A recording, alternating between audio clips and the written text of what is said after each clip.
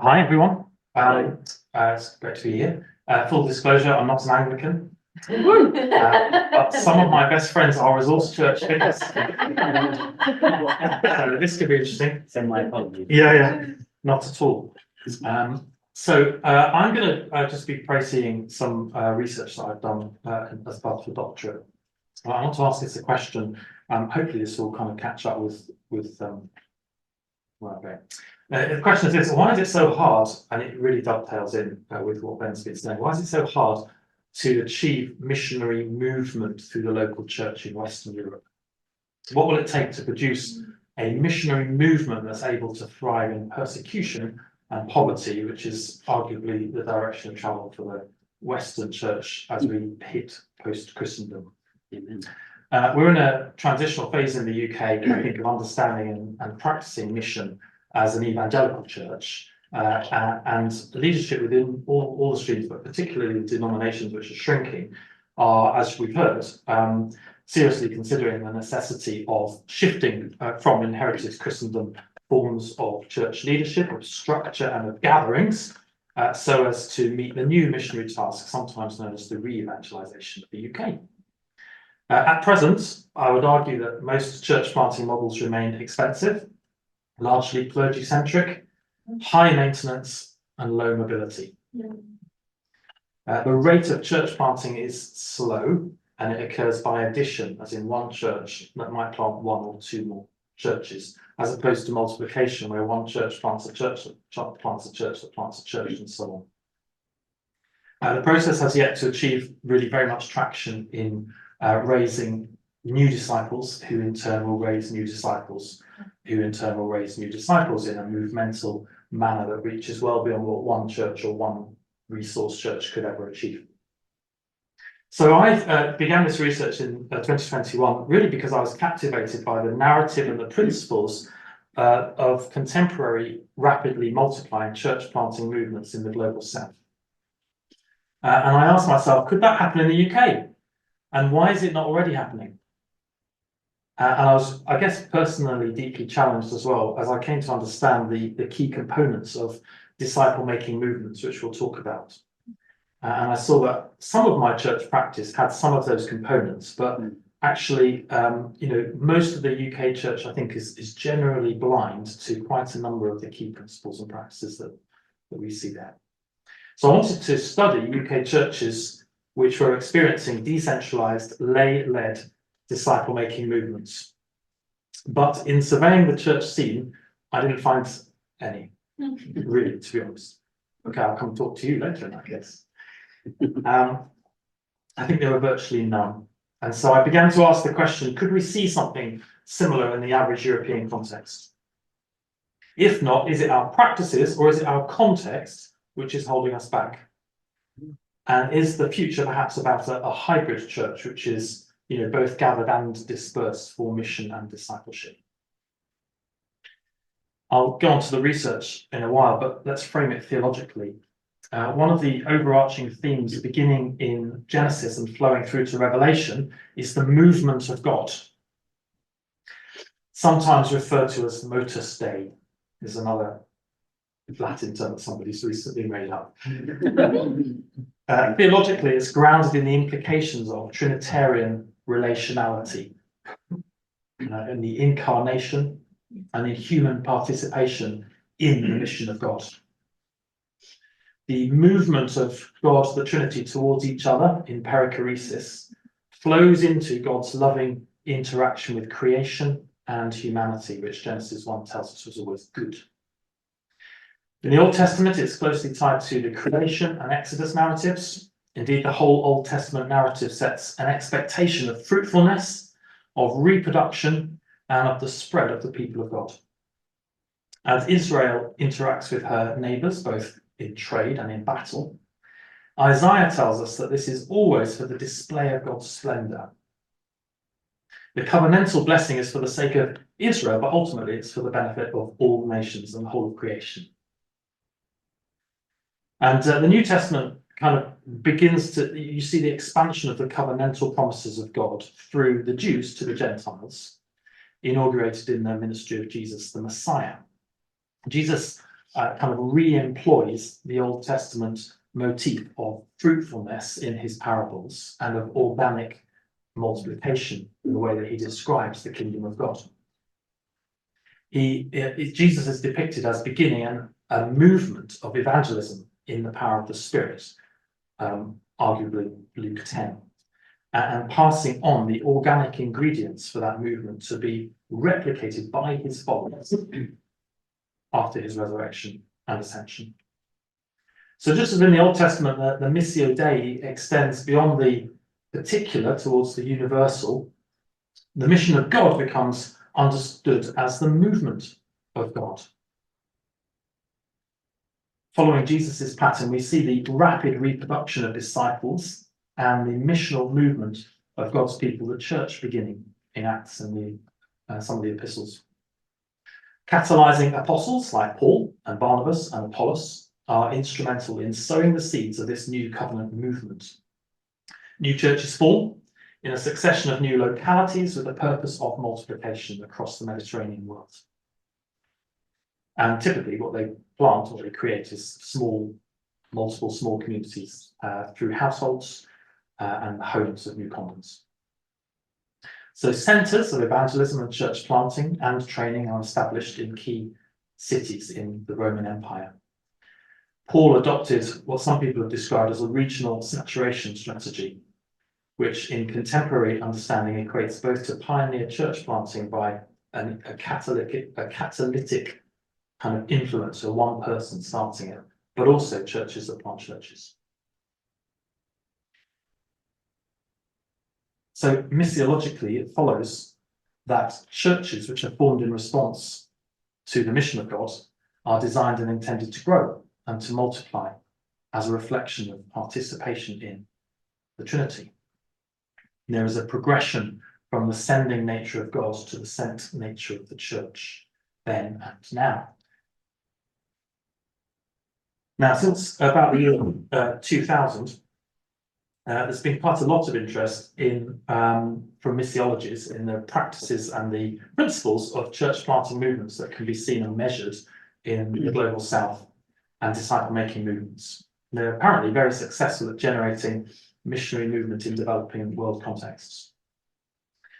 Church planting movements, which have been studied, centre around establishing new Christian communities or churches in unreached or underserved areas.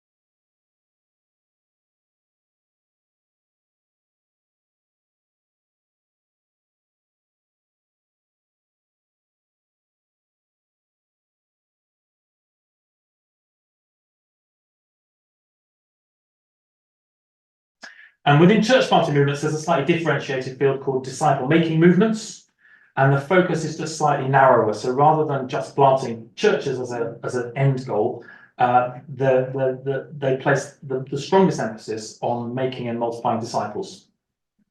And so the goal is to see a disciple who comes to faith in Christ, but also is a committed follower who then reproduces other disciples who make more disciples.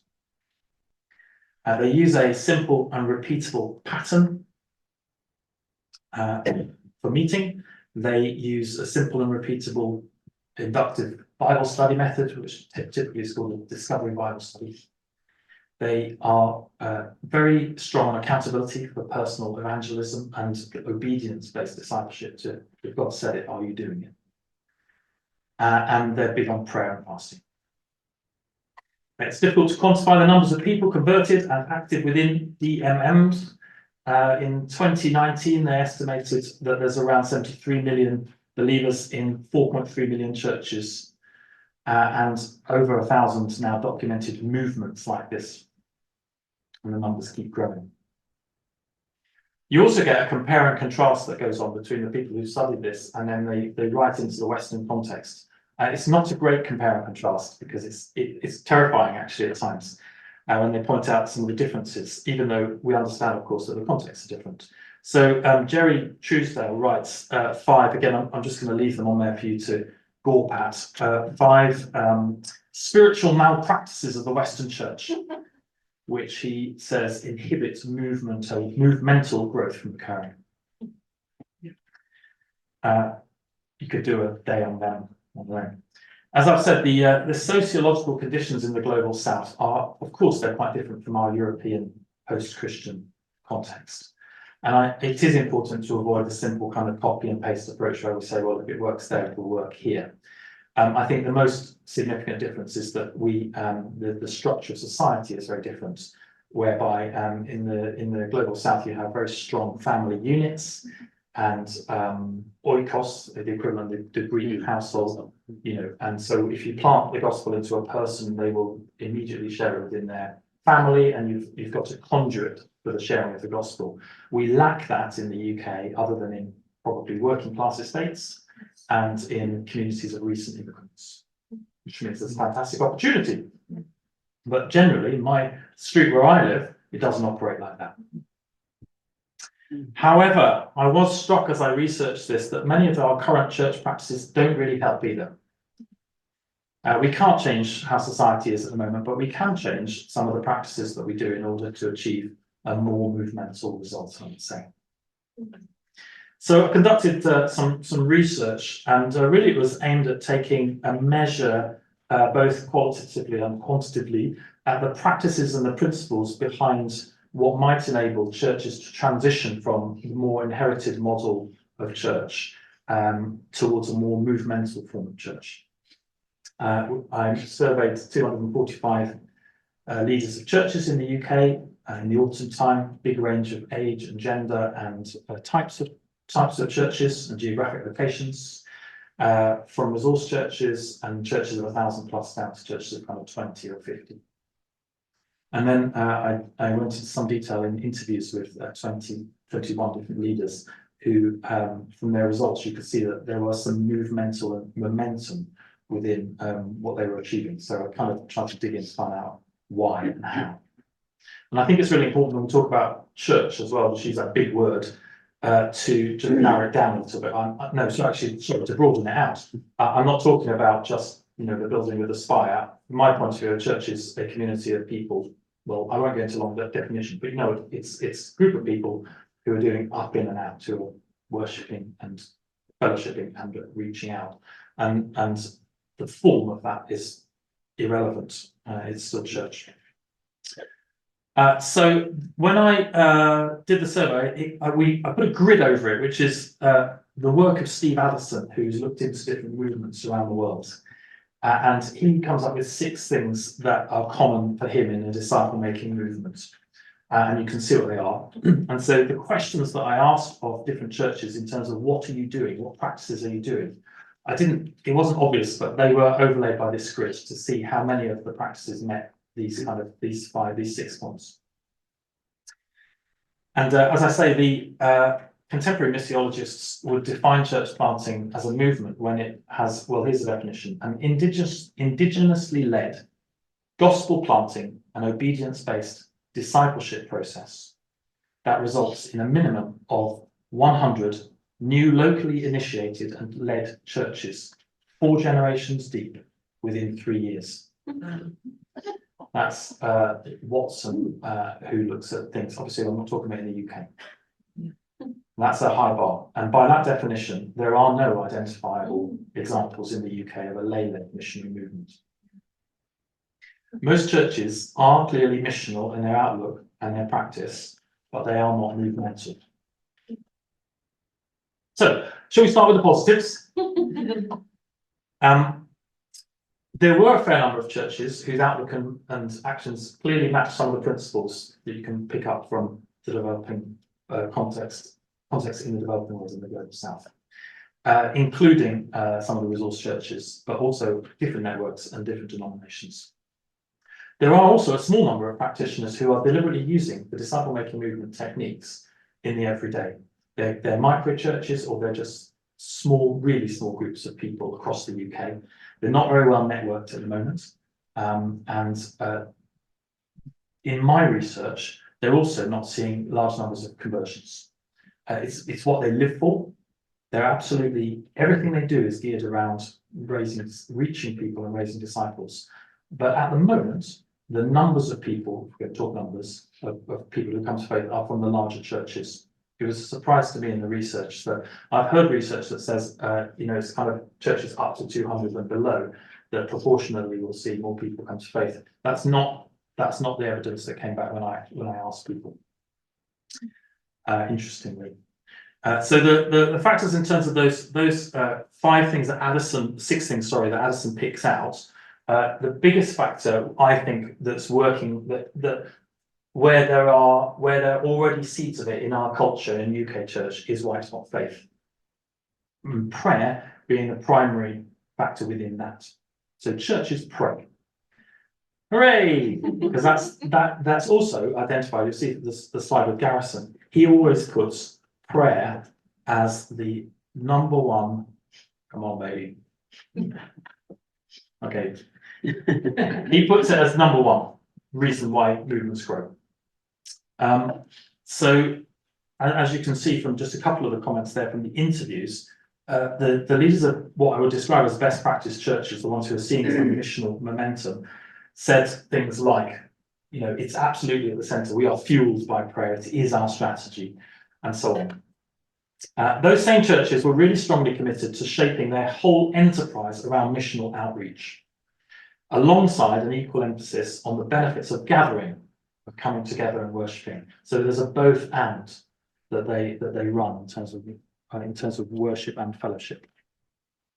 Has this just Andrew's thing again? Good practice leaders describe themselves as missional coaches and missional enablers, and they invested heavily in training lay people and in addressing obstacles and objections to them staying true to their vision and values. A couple of other positives to do with Addison's typology. There's evidence of adaptive methods of people just trying different things and being willing to be flexible in what church looks like and how you release lay leaders into their God-given dreams and visions, both evangelistically and in social action as well. And about 1/3 of the survey sample were able to identify a coherent model of discipleship that they tried to pass on to the people in their church. The other thing I'd say is they're really good at telling stories. They tell stories both of their failures and of their successes in terms of how do we build a culture that's like this, and they go first. And they were willing to say, I am trying to reach my neighbour for Jesus, and this is how it's worked, and this is how it's not worked. And those are the most empowering things that people described. Okay, what about hindrances within current practices to missional movements? Well, the first thing I'd say is that I think the evidence showed a lack of vision and intentionality for multiplication. So the survey revealed a low intention amongst, there were 91% of the survey respondents were evangelical, some form, or Pentecostal. A low intention amongst evangelical leaders to pursue multiplication through conversion growth. Although church planting is occurring, 3/4 of churches surveyed has no intention of church planting or multiplying beyond their existing setup, the groups that they already had. Only 26% held a vision and intention of planting new churches or groups through conversion growth. And even within that number of people who were intending to do it, 40% of church leaders said that their church didn't actually understand or own that vision as their own. So it was more their vision than the people within the churches. Secondly, there were low rates of certain key practices for multiplication. So there were low rates of conversion, evangelism, and the follow-up of new believers to become disciples. There was significant, the research identified a lack of significant momentum in people being converted through Christians who attend church. Church leaders were asked to estimate how many of their congregation had led another person to faith in the past year. Only 11 churches, so that's 5%, said that it was 20% or more, so 20% of their congregation or more had led someone to faith. 11% of the churches said none of their people had led anybody to faith in the last year. And that was amongst all sorts of church sizes and varieties. And 62% of people estimated that it was between 1 and 5% of their congregation had led someone to faith. And let's be honest, it's probably close to 1. They were also low in their what it showed was a low capacity to disciple new believers in movemental ways as well. So a third of leaders didn't know or disagreed with the statement that new believers, quote, new believers within our church very soon begin to share their faith and seek to make disciples of others. So a third of the churches said no to that idea at the moment. Inherited model churches, the broad number of them in the UK, relied upon corporate outreach events to see conversions, so things that we do together on a big scale. Rather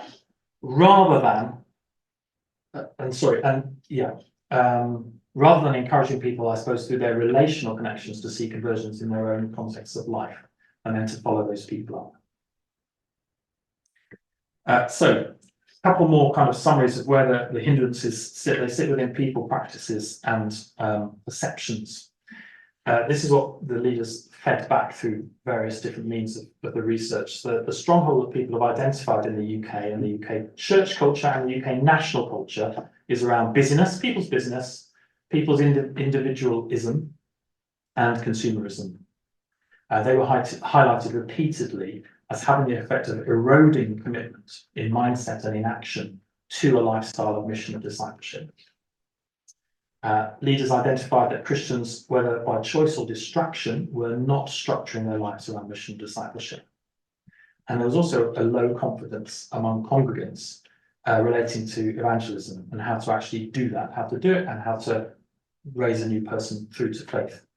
They either felt ill-equipped or they felt kind of intimidated by the culture around us. In terms of practices, when we talk about participation, the biggest lack was a lack of modelling and training in how to do this, how to live this way.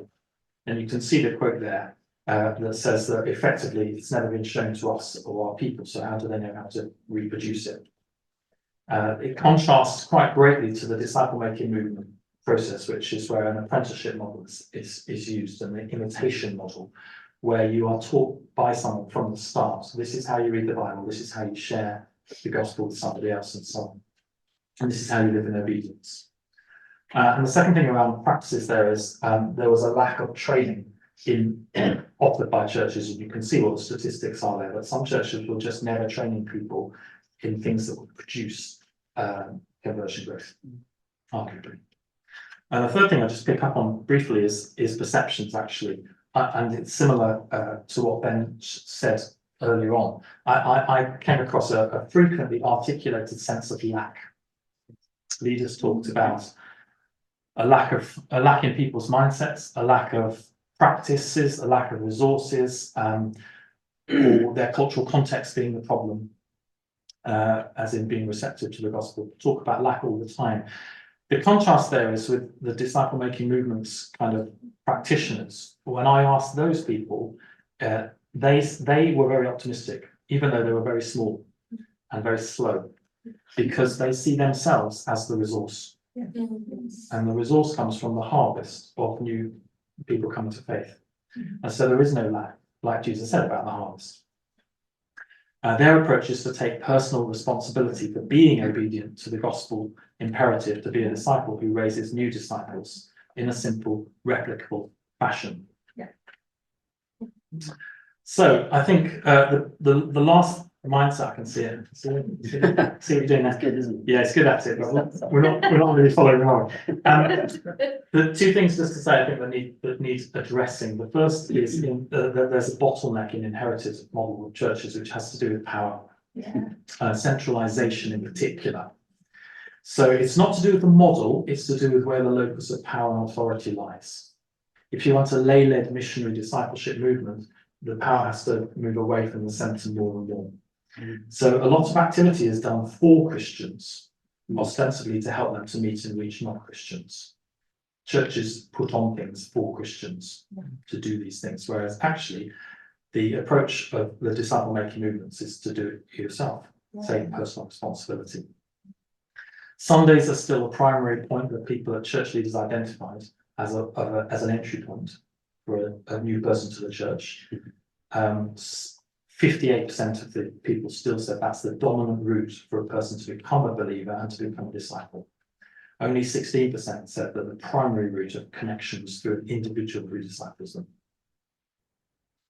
Again, it's just a stark contrast to how things are ordered in the disciple-making movement process. But I do think that there's an emerging paradigm where churches are beginning to hear about these practices and beginning to integrate them into their own.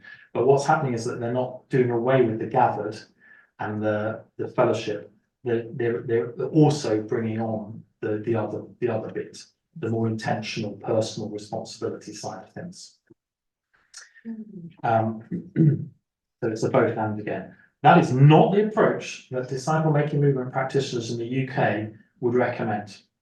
They would say, stop and start a new thing, or run it alongside. It's very, very difficult, they would argue, to transition an inherited church in this direction. I'm trying it at the moment. It is.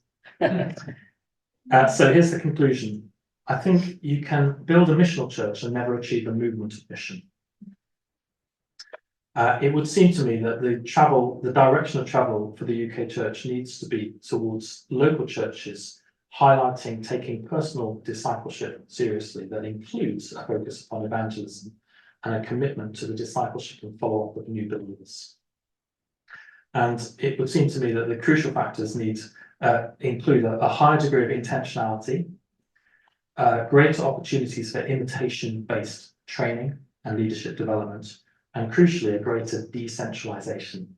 There are some churches doing amazing things and seeing people come to faith, and they're very, very good at vision. And those things are really important. I think we also have to ask people, are you willing to pay the price? Again, just to pick up on what Ben said, and actually what Helen said, are we willing to be the church's suffering witness, and actually pay the price to do this, to encourage people to do this yourself, as opposed to always expecting the church as a whole to do it for you or with you. Thank you very much.